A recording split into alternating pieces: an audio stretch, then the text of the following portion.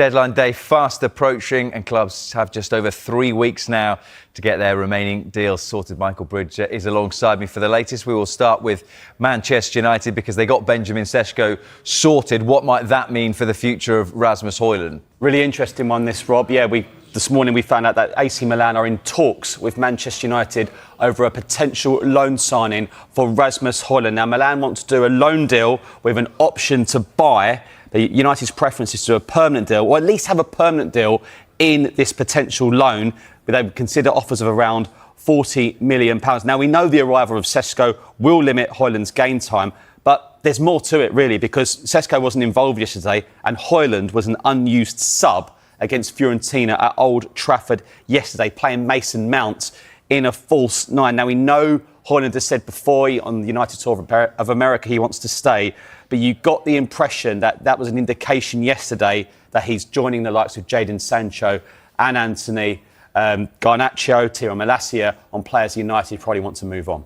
The big focus for United this summer has clearly been forward players, but are they targeting a midfielder as well? Yeah, look, I think United have done very well so far in their recruitment. The forwards they've got in, the three forwards, Cunha and Mbeumo and Sesko, but they do need a midfielder. And the player we know they like is Carlos Baleba from Brighton.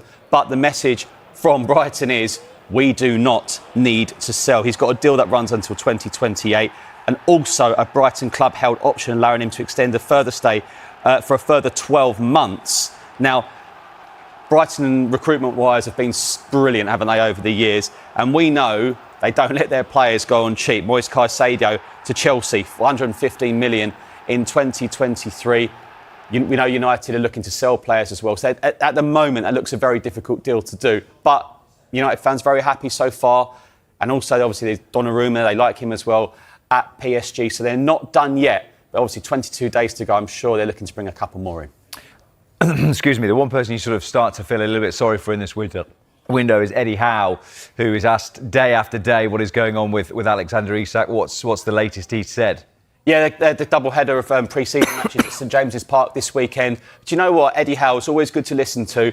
And people were asking him yesterday about Isak's future. Have you got a guarantee he's going to stay? But you just get the feeling that Howe is actually unhappy at how the player has been through and what he's been up to over the last few weeks. Of course, training on his own at his former club. Fans don't seem very happy with that either. Well, this is Eddie Howe yesterday after their match against Atletico Madrid. I think I've said many times, he is contracted to us, he's our player.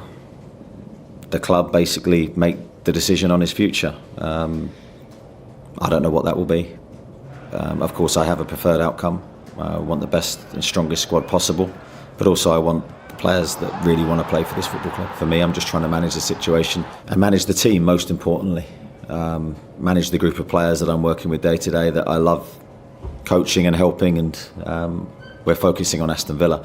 Everything else, to a degree, from my perspective, is not in my control, so it's not on my focus. Yeah, you can sense the frustration is growing, and it has been frustrating trying to get players in, but there is at least a defender on the horizon. Yeah, this is good news for Newcastle, because this is a very, very good player indeed. It's Malik Tiel from AC Milan. Now, we understand he's flying into Newcastle this evening and will start his medical tomorrow morning, finalising a transfer from AC Milan for around £35 million.